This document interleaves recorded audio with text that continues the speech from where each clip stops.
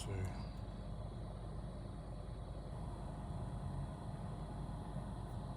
What's going on? Um, I ain't doing nothing. I'm just waiting outside the gym, waiting for my brother to pull up. I got about 20, 30 minutes tops. So I was just gonna go live to keep myself entertained while I get this, while I wait to get this workout in. So what y'all got going on? I don't think I've went live on a weekend, especially like a Sunday morning. This might have been 3 years since the last time I went live in the morning. We night people at my house. Uh, I don't know what the hell going on, but I'm just waiting for my brother.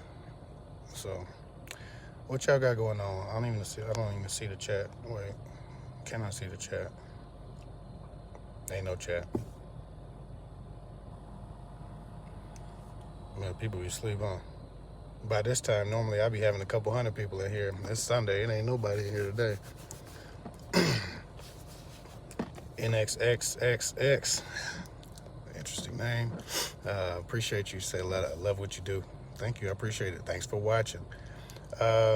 Going to an art fest with the kids. Yeah, people got shit to do on Sundays. Me too. I do this every weekend. I go to the gym every weekend on a Sunday. So it's not really that lit on Sunday. I know most people gonna be asleep, but I'm bored. So, hello, Anna. How you doing, Steph Diaz? Aria, church time. I figure most people supposed to be in church. I don't know why y'all on here with me. Y'all getting y'all makeup on? I would imagine that's what's going on. And I have never went live in my car. This is not a Lisa O'Neill. Good morning. Good morning. Ambi Mac. Good morning. D Earth Mother. Good morning. Good morning. Carmela, Sarah, Golden Goddess, Nikki R. Good Sunday morning, Kevin. What's going on? How y'all doing? Miss Butterfly Rainbows. What's going on? Amber, Grace, Jasmine, Armea, Nicolette, Chanel. This is gonna run out. My luck is gonna run out. I'm gonna start mispronouncing stuff. How y'all doing? How y'all doing? So what y'all doing? What y'all up to? Like I said, I'm waiting outside the gym, waiting for my brother. As soon as he pulls up, I got to get off. So it'll be an abrupt ending to this live, but I'll answer any questions or talk about anything y'all want to until I get to that point. If y'all can think of anything. Shalom, love and respect. Somebody said I stopped talking to my boyfriend because he was not giving me what I wanted. Well, I mean, there is a price of entry, right? There's a price of admission for love and for romance and for relationships. So that makes sense. If you're not getting what you wanted, if you know you're not gonna be fulfilled, why do it? Why dig into it? Why waste each other's time? We have to have our own standards, and we can't be afraid of those standards. We can't live for other people. So if you don't owe that man your life, if he's not doing what he got to do, if he's not the man he needs to be, you're not the person you need to be. Sometimes it's best to just cut it off. What's going on, English? How you doing? Ari Phaser 93, Buenos Dias, love and respect, Mimi. Tell us about some green flags. Green flag, gentleman doesn't give a damn what you do. He doesn't need, this is the biggest green flag. Guy doesn't care what you do, why you're hanging out, what you're doing when you're hanging out, when you hang out. He, in general, just happy to be around you. He doesn't need sex. He doesn't need a movie. He doesn't need any source of entertainment. He doesn't need to be an event. You don't need to go to the movies. You don't need to do anything. Guy who just wants to be around you, he'll just sit around you and do nothing with you. He'll just sit around you. He'll go to Walmart with you. He'll run errands with you for no reason whatsoever. And you're just spending time together, literally just being together, not getting frisky, not doing anything specific, just being around each other. He's trying to soak up your essence, soak up your spirit, like get some of your energy. Like he's just absorbing you. That man loves you, or he will love you. He has the capacity to love you. What's up? Good morning, Richards. Nicole Richards. I'm sorry. Yeah, that's the biggest green flag. Most of y'all are going on dates. Every time you go out, it's got to be something spectacular. Every time you go out, there's some distraction. Every time you go out, there's some event. That's great and all, and you can have fun at those things, but those things are why you're going together. Those things are why you're having fun. That's not the same as a man just enjoying you so much that he needs to be around you or wants to be around you. There's a difference between the guy who doesn't need to do anything other than be in the same room with you, versus the guy who doesn't want to go out if you don't do thus and so, who's rigid about what you do when you go out, those types of things. So that's the biggest green flag that most women miss. And most women are trying to get to a guy, trying to get his attention, trying to make everything fun and perfect for him so he'll spend his time around her. And if a guy costs you that much for your time, then it's, what's up with you, JC? Love and respect, my bro.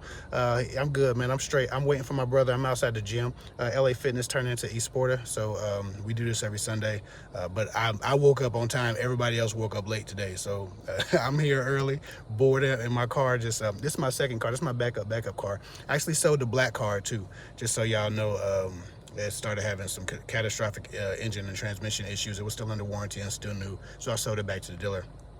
And I'm in the process of buying a house. We close Wednesday on our house, so I can't touch any of my money. I can't do anything. I can't buy a car because that would kill the deal. So I'm driving my old car, this Dodge Journey I got, this old Dodge Journey I have. So hopefully I can ride clean soon enough once we get this deal closed and I get some renovations made on this house. I'm about to dig into some of these questions since I don't have much time and my brother could text me at any point and I had to get off of here abruptly. So we are on borrowed time. I just want to tell you, you are the realest. I appreciate that, Chanel Styles. Love and respect. Let me see. I'm going to dig into this. I ate breakfast. I'm looking forward to the word from Kev. I might not have a word. It depends. If these questions are good, I might have one. Been up all night, about to learn me some wisdom. Love and respect. Oh, thank you for the super chat. Let's dig into it. She said, no question, just here to say hi. Thank you, Nikki. I appreciate that. I appreciate when people just show love for no reason. I'm very, very grateful for that. Let me make sure I get somebody did ask a question. I want to make sure I hit these questions.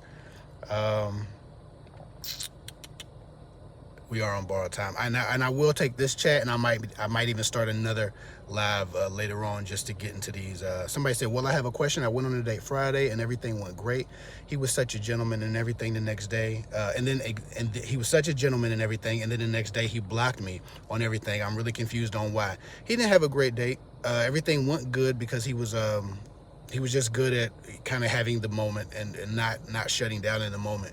But he didn't like the date. He didn't like your energy. He didn't like your essence. He didn't like the way you smelled. He didn't like something about you threw him off, and he didn't want to be bothered. Unfortunately enough, that's not a you thing. That's a him thing. People like what they like, and you cannot be the picture of perfection that a person has in their mind.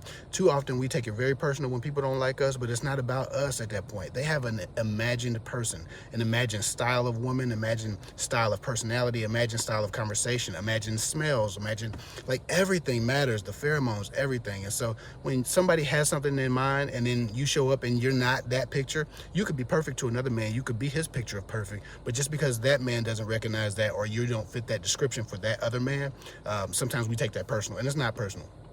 I'm extremely handsome. To me, I like me. I'm tall, I'm built well, I got a lot of shit going on, and I can talk. But I've been on many dates where women just was not feeling me, and I've been on some dates where I wasn't feeling that woman, and she was damn near in love the first date and couldn't get her out of my house, or couldn't get her out of my car, or couldn't leave the date because she was having such a good time. So that just happens. It's about matching personality, style, essence, all of that stuff. Should you be friends with your ex to get them back? No, it just sets you up for failure. If you are genuinely friends with your ex and you were friends before that and there's a base of friendship set, then I can see that, but it also stops them from moving forward, and it stops you from moving forward, or it starts them moving forward but in your face, which is a lot harder and a lot more traumatic. I also had caffeine, y'all, so if I'm talking fast, that's why. But yeah, I wouldn't do that unless you are capable of emotionally maintaining your levels. Because if you're going to be broken up every time you talk to him and he don't say, I want you back, then there's no reason for you to try to be friends with him, because you're not really being friends with him. You're just laying in wait trying to get back with him, and that's not necessarily genuine friendship. And it's not wrong, I understand.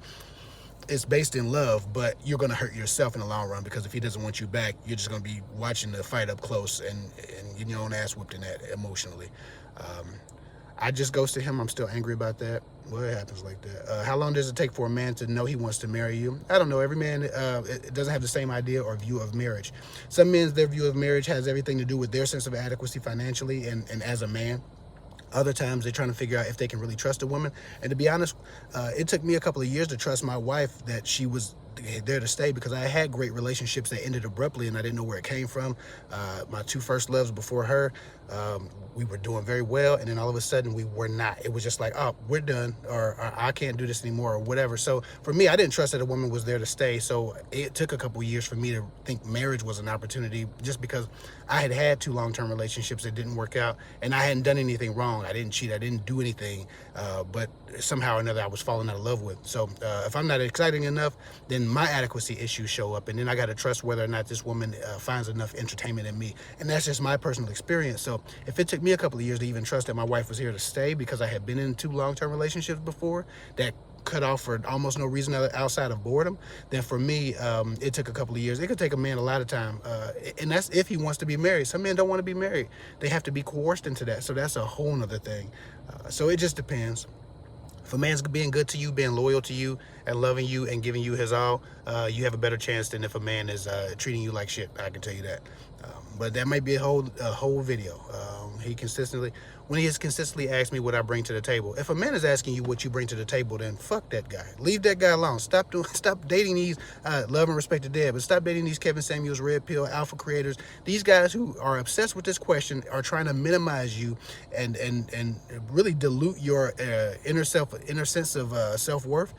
Most people don't have to ask that question. I've never had to ask a woman what she brought to the table. I just dated women that I recognize value in. If a man is dating you and he doesn't recognize value in you, and he consistently has to ask you what you bring to the table or how valuable you are, it's not because he doesn't know what you bring to the table. It's because he's trying to show you that you aren't as good as you think you are. He's trying to minimize you. He's trying to shit on your self-esteem so that you become easier to date, easier to control, easier to manipulate, and easier to deal with. And again, it's a tactic that people use to shit on other people so they can be more malleable and more bendable and more controllable. If a man's asking you that shit, fuck him. And I'm sorry, I know it's Sunday morning, y'all. I'm gonna try to cut the F-bombs out. I'm not going to church though. I'm going to the gym, so that's why I'm up right now, because my brother's intense. I got to keep up with dude. Thank you for the $12.99 or 12. I don't know what that is, like a comment star or something. I really appreciate that. I don't know how to respond to it though. And if you do send a super chat for like $2, again, YouTube doesn't show me, so I hate to miss your question, but I don't have my wife as a moderator. Usually my wife moderates all of the comments, so she shows me when a $2 super chat comes up. I can't see it here. Ashley Williams, what's up? Love says, how you doing? Ambi Mac, well, I have a question. Oh, you already did that. Hold on, wait. How much transparency in a relationship is too much? I don't know. I don't have any privacy from my wife. I have privacy from y'all. So for me, transparency is not a problem. If you're not screwing or flirting or sexting or doing anything like that, for me, I feel like in my marriage, and I'm married, so disregard, but I'm married, so I don't have any transparency or any privacy from my wife. So I think as long as you're communicating honestly and openly, and you keep the communication lines open, and also you're doing shit that you don't have to hide, you don't need privacy from. I can't take a shit in my house without people busting in the bathroom. My wife comes in the bathroom while I'm on the toilet and tells me about her dreams and nightmares and shit like that. I don't have any privacy, but I don't really care. I'm just a family man, so I'm conditioned to no privacy, but I don't need it either, because while I talk to women for a living, and I might have 100, actually I probably have 1,000, maybe actually about 3,000 or 4,000 phone numbers in my phone from women and conversations and text messages and clients that I've had. I don't have inappropriate conversations, so I don't have any privacy. And for those who need confidentiality, obviously I delete stuff, but man, I don't have any privacy. I don't care nothing about that. So I can't speak for the average guy who doesn't trust you, who's just getting to know you, who doesn't know whether or not he wants you in his life, because that's a different scenario than me, family man. But I can tell you that when a person is not hiding anything, they don't need and cling to privacy to such a degree that they're hiding their phones, putting their phones down, and mad if you looked into something. My wife looked into some shit. She just wasted her time. That's all she did. So yeah, more power to her. Can a man be good? Can a man be too good to be true? Like everything he's saying and everything he's doing and people and what he does, people say he's moving too fast, and I don't feel that way at all. No, people tell me I was too good to be true. These people exist, man. My best friend is one of the greatest men I know. He's just him. Some of y'all just dated so many shit bags that y'all just don't know what a good man is, and y'all have difficulty accepting goodness and accepting love. You have intimacy issues and you don't realize it, so you put it on another person. Are they too good to be true? They must be fake. When really you have an issue accepting love and you need some counseling because you haven't been loved adequately. And I'm not trying to indict you specifically who asked that question, but that's the bigger issue here, is that if somebody is too good to be true, they probably are. That's bullshit. That's people who's only experienced and given back toxic energy and toxic behavior to their partners. That's what that is. People are good. Good humans do exist, man and female. You don't have to have a vagina to be a good person. It's ridiculous that this notion that women are good and all men ain't shit. If that's the case, humans ain't shit, and we are all flawed. So we just have to deal with that and navigate that reality, which is what my channel is about. I know y'all are like, wait a minute, boy, you up at the top. I done asked 100 questions. Kev, I got a quick question. Is it okay to like a guy's pics? Yeah, it's okay to like his pics. Just don't like nothing thirsty. If his shirt is off, don't like that shit. Pretending you ain't see it. If he says something intellectual or something that is intriguing, like intellectually, then yeah, acknowledge that. But don't acknowledge a man's sexuality. We can't be trusted with that type of power. Acknowledge the other parts of him that are admirable so that you can encourage him to be more of that. If you encourage a man to be a little thought whore and an attention whore, then he'll give you that and he'll start to feel himself, because if he thinks that you for 1 second are more of a fan than a formidable opponent intellectually, then he's definitely going to start looking at you and thinking about you and treating you like a fan. You don't want to be a man's fan, so don't be thirsting over his thirst trap pictures, his sausage prints, or anything like that. If a guy says something smart, engage with him intellectually, but do not feed his intellect or do not feed his ego with the sexuality. If he's handsome, you can tell him that. But when a man's being a whore and a thought, don't do that with him. Just like when men do it, they look fucking stupid. Women do that too. I'm sorry, church folk, forgive me. Y'all put y'all makeup on. I'm gonna try to not say nothing else. I got about 12 more minutes, so I'm gonna try to dig into some of these questions. Good morning. You're right, my friend. I just wanted to sit and talk. Love from Germany. What's up, Germany? He asked to date me exclusively. Now we spend less time together. What's the point in asking me to be exclusive? I don't know. Sometimes people have a change of heart, a change of mind. Maybe the pressure's up. Maybe he's realizing he didn't want that level of commitment. I'm gonna scroll all the way down to somebody else. I had a big crush on this guy from the gym. He looks at me a lot but turns away when I look at him. I've approached him a few times, but he's never reciprocated. It's frustrating and confusing. Well, he might be in a relationship. He might just be admiring, but he can't really make any moves, and he doesn't really want to encourage it. But guys like what they like, and a lot of times men have difficulty not looking at beautiful women. A lot of people are just fascinated with beautiful things. If it's a car that looks good, I can't stop looking at a Bentley if I see a Bentley.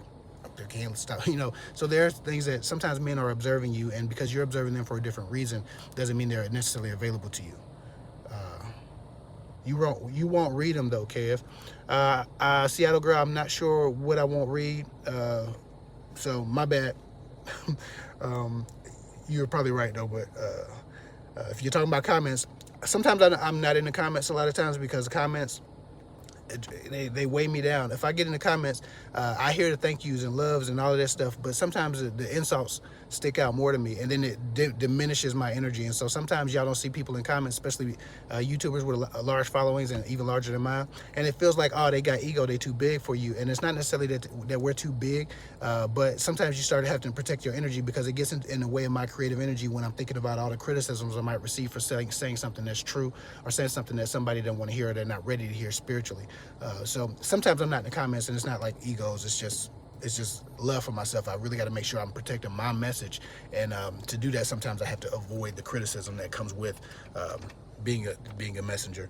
I'm gonna scroll all the way down to the and I see a $2 super chat, a $3 super chat. Thank you so much for that $3 super chat. Light travel. I just scrolled down and I got to see it. Wow, you're so honest, man. I love your transparency. I appreciate that. I'm not sure what I was honest about. You probably was talking about some shit I said about, I don't know, five minutes ago. Haha, well said. Kevin Samuels was a malignant. Hey, people are what they are. I'm with love and respect to him and the people who actually love him in his real life, not necessarily to his fans. you have to live in peace to rest in peace, and that's kind of where I'm at with that. I don't have a problem with people liking him or disliking him, but I do have a problem with people pretending that I'm supposed to feel differently about him or his content because he's no longer here. I mean, you are what you are, you were what you were, and that's just kind of what we are. You know, we are known for you know, what we gave the world, and some people are just remembering what he gave them, and it's no disrespect to that brother. That just is what it is. And funny enough, the people who are upset that people aren't mad or sad that he's gone are the same people who celebrated the vitriol and the anger that he spewed toward women sometimes. So you can't be like everybody's being sensitive and then be sensitive as hell. He wouldn't even give a damn that y'all were dancing, you know, or happy or just not sad. He wouldn't care at all because he didn't care what people thought. But his fans are having a difficult time. So with love and respect to them, you know, I won't disrespect them, but it's just an interesting duality that we see with people understanding how sensitivity works and free speech works and being offensive works, and you know, all of those sensitivities are, but then don't see it in themselves when they themselves are the ones being particularly sensitive about something. Everything's about respect until it ain't, and nobody cares about respect until the gentleman passed away, and all of a sudden everybody's upset that people are giving him the same disrespect he gave other people. So love and respect. That's all I got to say about that. Right, what's with the controlling thing? Is it a sign of narcissist?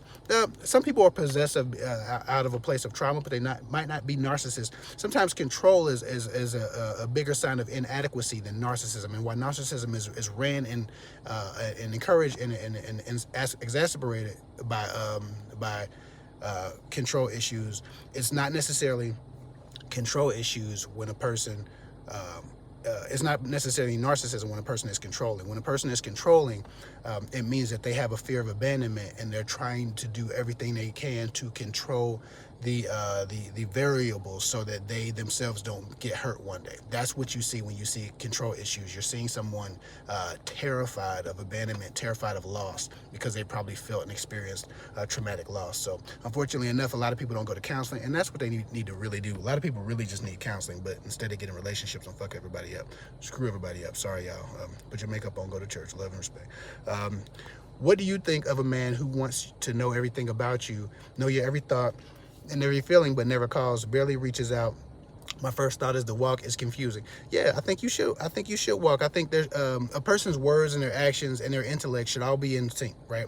So if a guy is giving you all this intellectual depth when you're in person with him, and then you act, and it feels like you don't exist when you're not on a date with him, he's just a very good conversationalist. He's a very seasoned dater.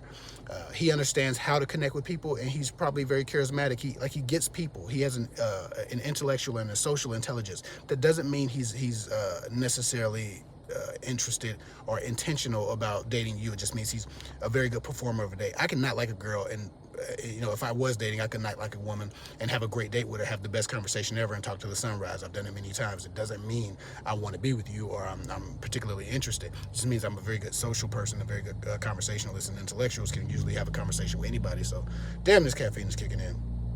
You ain't got nothing to hide. No, I don't think I have anything to hide. I mean, I'm not a perfect person. I'm sure somebody from my past who hates my guts would tell you, oh yeah, I remember in 2006 Kevin did this and so. I'm sure that person exists, but I haven't done anything to anybody that I'm particularly ashamed of. And, you know, to my knowledge, everybody I've ever dealt with, for the most part, has left better off, or at least no more hurt than they were when I got to them. Hey, Kev, how do you deal with a man who expects you to pursue him as much as he pursues you?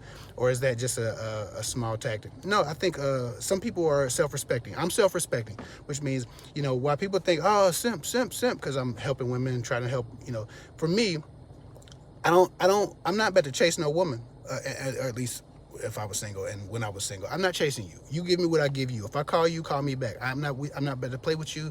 You're not about to give me unanswered text messages. A woman had twice to not respond to a correspondence before she never heard from my ass again. That was just how I moved, and I would give that same respect. So I'm not going to play with you. I'm not going to miss your text. I'm not going to have you calling me all these times, and I'm not picking up the phone or giving you love, I'm gonna give you the same respect and the same consideration as a human being that I want. And if we can't meet on that level, then I don't want to do with it. Because if we together, I need to be able to find you. I need to be able to get to you. I need to open lines of communication. And I also need the right to want you. I need the right to desire you. I need the right to miss you. And when you can't get hold of somebody, you don't have the right to miss them. You're not given that permission to be vulnerable with them. And if I can't get the vulnerability I need, and I can't give the vulnerability I need because I'm not allowed to talk to you all the time or enough, or I'm not allowed to text you more, or I can't expect for you to respond, then I'm gonna start hiding my feelings, and that's not a free relationship to me. A free-flowing and emotional connection is when two people can just be genuine about missing each other, wanting each other, desiring each other, needing each other, and that's a healthy relationship, and that's how they start. They don't start from a place of inadequacy build up. They don't start from a place of one-sided correspondence. So if a guy wants you to meet him halfway and you're not doing that, he just a self-respecter. He don't want to put himself in no position to harm himself emotionally, so you got to respect that. Love and respect. Niza says, Kevin is so respectful. There are men out here who are open and honest. There are men out here who are open and honest. I'm not a unicorn. I know people think I'm a unicorn. I'm not a unicorn. All of my friends treat their women well. All of my friends treat their women well. I don't know where these guys, I mean, I know where these guys come from because I meet these guys too, but when y'all be talking like men don't exist and I'm a unicorn and all the good men are taken, that's some bullshit. That is the spirit of lack. That is a scarcity mentality. That is a scarcity mindset. That is not life. The problem is too many of y'all are chasing 1% of guys. That's the biggest problem. 90% of women are chasing the top 1 to 5% of guys, and then you're upset when you can't find that. You say, oh, there ain't no good man left because everybody wants so much money, so much status, so much social pool, social currency. They want the guy to be the coolest guy. They want all the women to love him and all this shit. And I understand, I get it, but sometimes regular people need love too. And a lot of people are regular and they looking for extraordinary, and that's the only thing that I do agree with the gentleman who just passed away. I feel like, to a degree, the honesty that I can agree with in him, because there was he was a very wise brother. He wasn't saying no bullshit all the time, but about 40% of it was a lot. But the one consistent that I could agree with is that too many regular people are looking for extraordinary and looking down at themselves in the form of other people. And you can't do that. You got to be honest about who you are, what you are, and also humble yourself to look for love if you're looking for love. Too many people are looking for a business partner or a come up, and then they're saying they're looking for love, and now you're chasing the top 1% of men because everybody needs a come up. Everybody thinks financial security is being in the top 1% of society, when in fact most of the society, 67% of people don't have $1,000 for an issue that might arise in their life. If you don't have $1,000 for an issue in your life, then you are the average. So if a person has a couple $1,000s in the bank, that might not be a 1% or 5% or 10%, but guess what? They're above average just because they got their money together, and maybe they're better financial stewards. A guy making $40,000 a year has a good financial steward that doesn't have outlandish spending habits is going to live a better life than a guy making $100,000 trying to look like he makes $100,000. And until y'all understand financial education, until y'all understand financial stewardship, until y'all understand money management, you're gonna think every guy that has something shiny on his wrist or on his car or in his house is a better option for survival, and it is not. That's because most people are financially undereducated, and that's why 67% of Americans, including women, don't have $1,000 to deal with money or deal with an issue that might arise because we're all misguided financially. We don't understand what financial education, and we don't understand what real stability looks like in people. We just assume it's the shiny things. Love and respect. Aria says, Killer Kev, love and respect. Or Kayla Kev. Killer Kev, love and respect. I don't know what that means. My man asked permission to engage in sexual activities with a close friend of mine. Doesn't he respect me or what?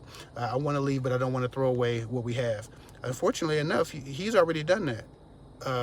He's already thrown away what you have. This is one of those things where, you know, he's just admitted to you that he's been scoping out your friends, and he's gonna hit it regardless. I don't think he's gonna not hit it if he gets the opportunity. If your friend was like, yo, come back here in this closet and give me some, she ain't home, man, bro, he's gonna do that. And I don't know. And not that he's wrong for desiring her. If your friend is fine, I get it. A man is going to desire a fine woman no matter what. Every man wants to screw every fine girl in the world. But guess what? If a man got the balls to say some shit like that to you, he don't respect you. That ain't how that, he don't want you to feel special. He don't want you to feel loved. Like there's almost nothing that can be done about like the disrespect that he just gave you, that's not something that I would continue to engage in.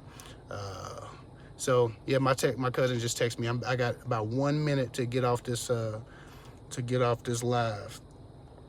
But let me get one more question. So yeah, if y'all look, I gotta go. My cousin texted me. My brother about to pull up. I'm sorry I can't answer no more questions, but I gotta go. I'm gonna get with y'all later though. I'll probably jump on again today or tomorrow, but probably tonight.